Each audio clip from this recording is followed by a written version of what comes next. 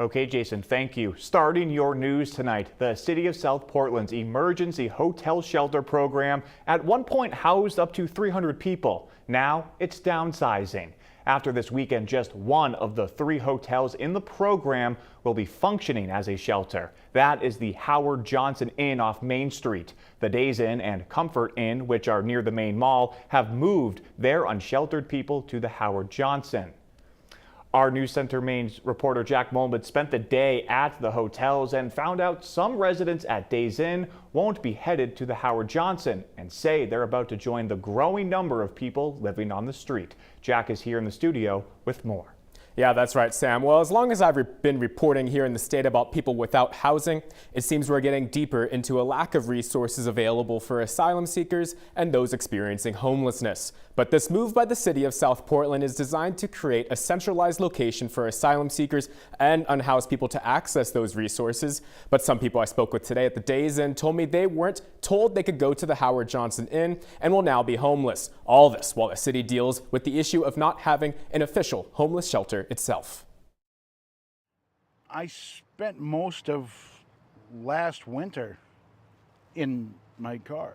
Eric English says he's been staying at the Days Inn near the main mall, trying to make the best of South Portland's emergency hotel shelter program. And I was expecting to go over there, but then I got a note slid under my door that said, "You're not on the list." But he heard that dozens of his neighbors also taking shelter will be moving to the Howard Johnson Inn, just a few miles away. The other shelters, the Days Inn and the Comfort Inn, closing down their shelter operations. They've been moving people for, been running shuttles for the past week. But instead of relocating to the Howard Johnson Inn, Eric says he was given a heads up by Preble Street that he would have to make other accommodations. If that doesn't work out, I'm disabled and living in my car. For any municipality out there who's thinking about sending their unhoused to South Portland, just stop, because we've done our share. South Portland City Council this month reaching a boiling point. This is the last time I am willing to look at any kind of an extension, and I'm sorry if that sounds cruel or harsh, but I won't support another extension. Councilors expressed frustration over the time and money spent into helping people have a roof over their heads. But why does the city of South Portland use hotels and not have an established homeless shelter? In a statement from the city, a spokesperson said these last few months of council meetings have finally allowed the city to build a shelter if it wants to. Quote, while the city of South Portland does not intend to establish or operate a homeless shelter, these ordinances create a pathway for organizations to do so for the first time in the city. Yeah, 1 year here. And for those who have been staying in these makeshift homeless shelters, Real time, you can show the people my real life. It's bad. this is what your life looks like when you live in a hotel room for more than a year. This is my life every day.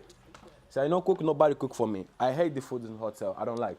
Cramped and without a proper kitchen. I cook my food this here. Victor Adolfo Pongo is from Angola and says his work permit as an asylum seeker is still in limbo and he feels stuck. 1 year, 4 months in a hotel. And then you don't have space for do nothing, just like prison. It's very uncomfortable.